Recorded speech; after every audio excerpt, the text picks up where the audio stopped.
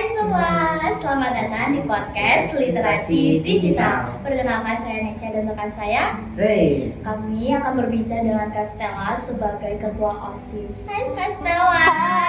Halo semua. Sebelum itu kita mau nanya-nanya kabar Kak Stella dulu kan? Boleh. Sebelum itu, Coba ya. perkenalkan dulu kata-kata nggak kenal kata saya. Oke, kalian pengen sayang aku. Ya udah deh, supaya disayang, perkenalkan saya Stella Maria Bestariano, biasa dipanggil Stella, selaku ketua OSIS SMP Santo Mikael. Kasih tepuk tangan dong.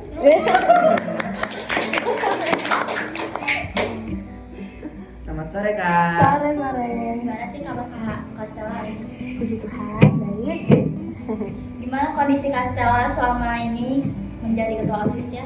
Oh, terus terang capek sih sebenarnya, tapi seneng juga karena dapat pengalaman baru. Aku kayak belajar banyak hal juga dari semenjak jadi ketua OSIS gitu.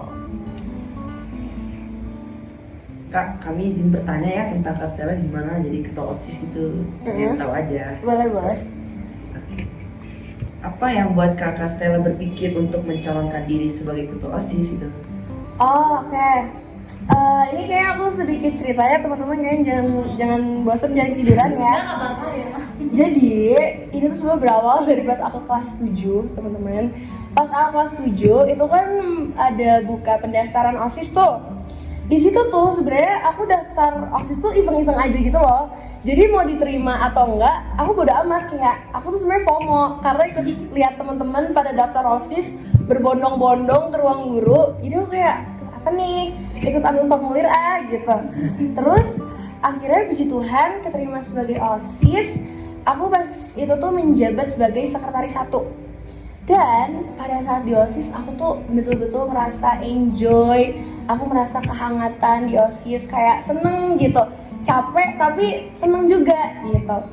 Terus karena itu juga aku memutuskan untuk ingin melanjutkan periode gitu. Aku pengen nih 2 periode, soalnya OSIS tuh seru.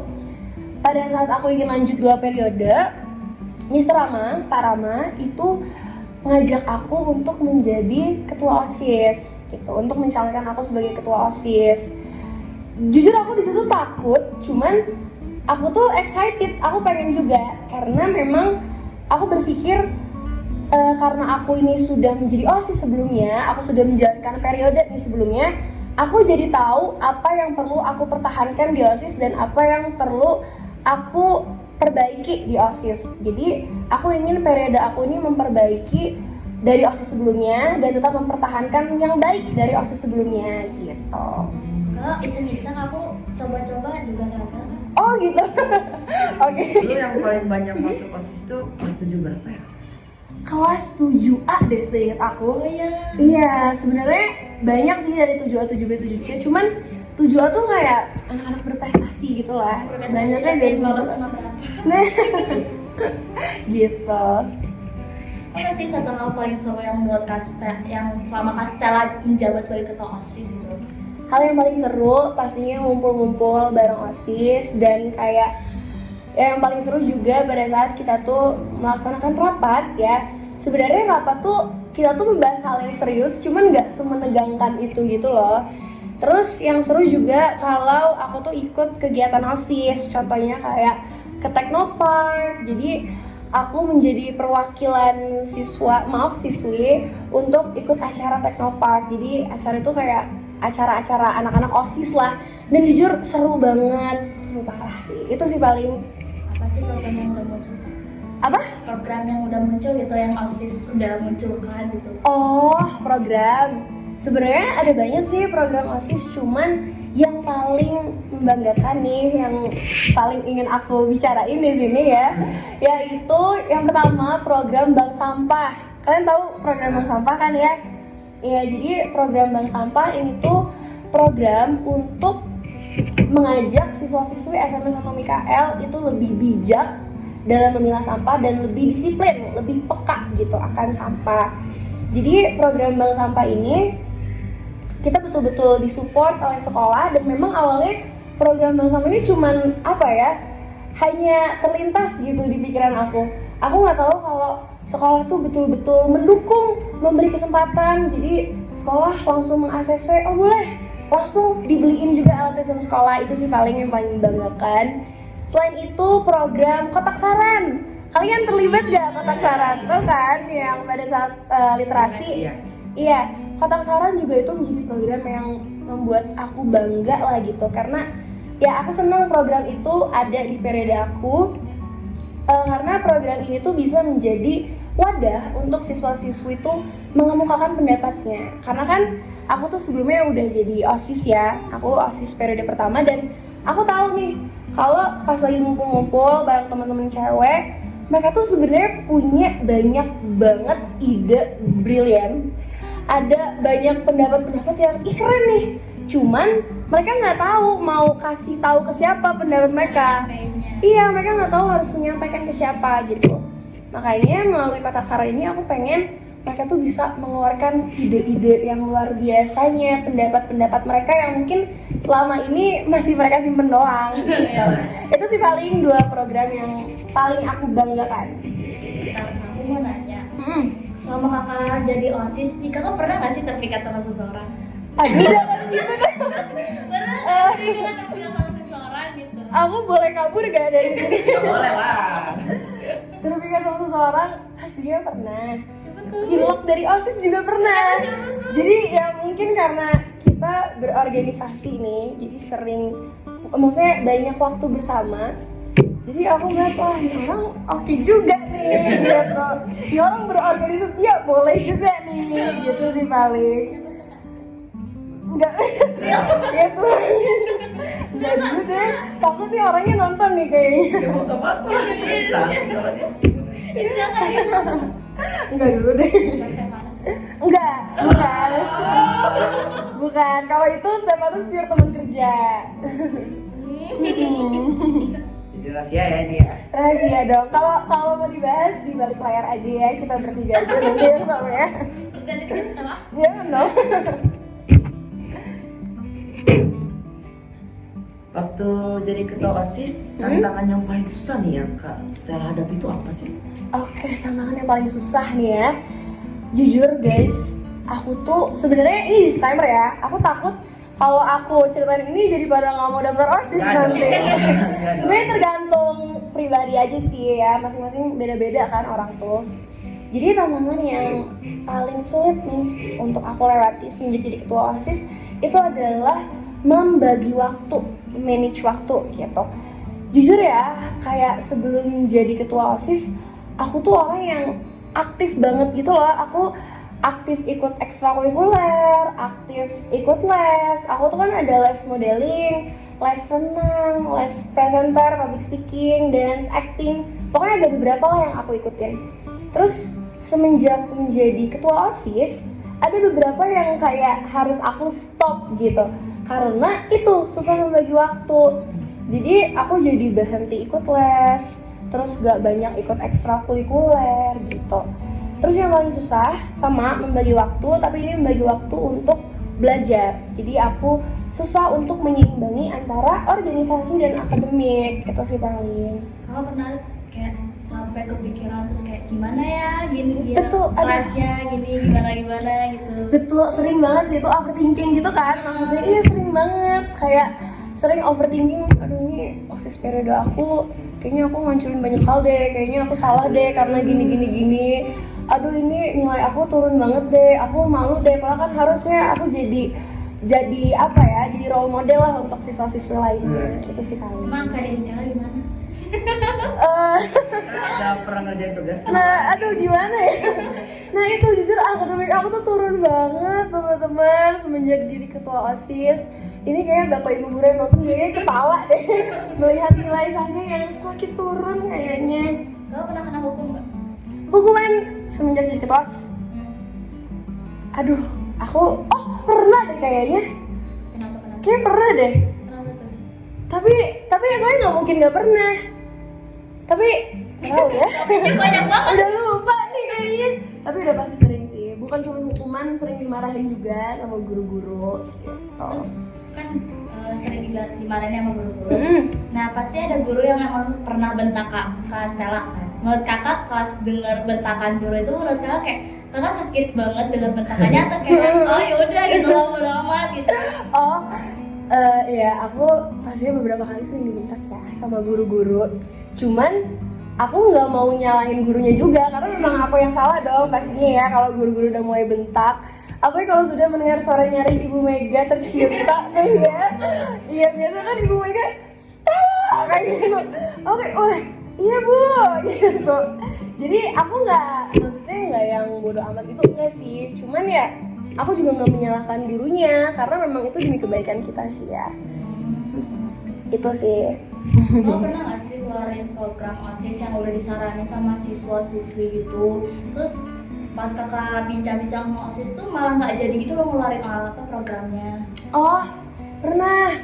Program apa? Iya, jadi pada saat aku baca-baca nih sama anak-anak OSIS kan kita tuh mengadakan rapat untuk membaca kotak saran tuh. Di situ tuh ada banyak banget saran-saran yang ingin pada saat istirahat tuh diputar lagu. Katanya itu ada banyak banget. Iya. Kalian ngisi gitu juga deh, jangan-jangan. Oh iya. Iya. Lagu K-pop, lagu Dewa katanya.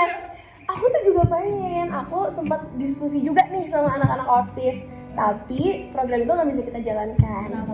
Karena kan SMP 1 Mekau itu tidak berdiri sendiri ya. Kita kan bersama Yayasan Santo Dominikus. Jadi jam istirahat kita tuh berbeda dengan adik-adik SD. Takutnya kalau kita setel lagu K-pop apa gitu.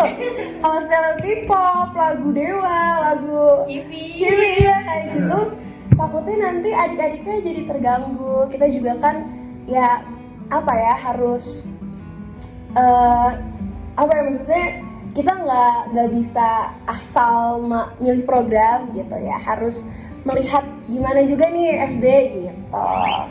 Kapan kak keluar program Halloween gitu, Valentine gitu? Valentine tuh kayak mungkin kakak kasih kayak couple gitu, couple pasangan gitu. Iya, Terus Bas. hadiahnya kayak coklat gitu. Kapan sih kak? Terus ada lagi juga program Halloween terus kapan Iya. gimana gitu? Aduh, kayaknya kalau Halloween kita harus diskusi lagi sih sama anak-anak OSIS, Bapak Ibu guru. Kalau Valentine tahun 2026 itu bukan aku lagi yang menjabat. Udah beda lagi. Iya.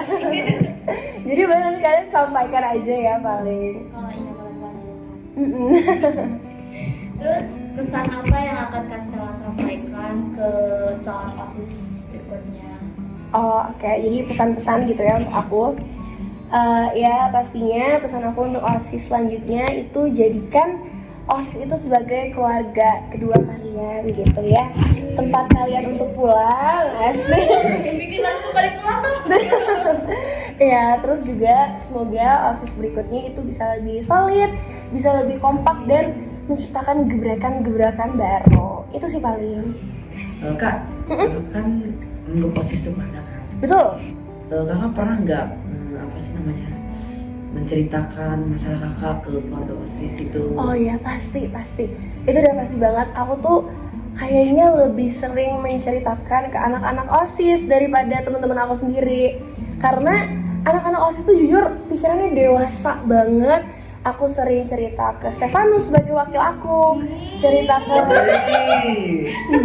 enggak benar. Ini ya maksudnya cerita sebagai teman kerja nih, kayak cerita ke teman-teman inti juga, ada bendahara 1, sekretaris 1, keluhan aku seperti apa, lalu ke anak-anak OSIS lainnya.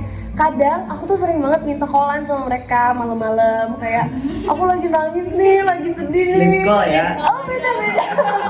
Jadi temenin aku bentar dong gitu. Biasanya ke Arin, ke Indri juga, Melvin, Feve, ya banyak lah anak-anak OSIS ya.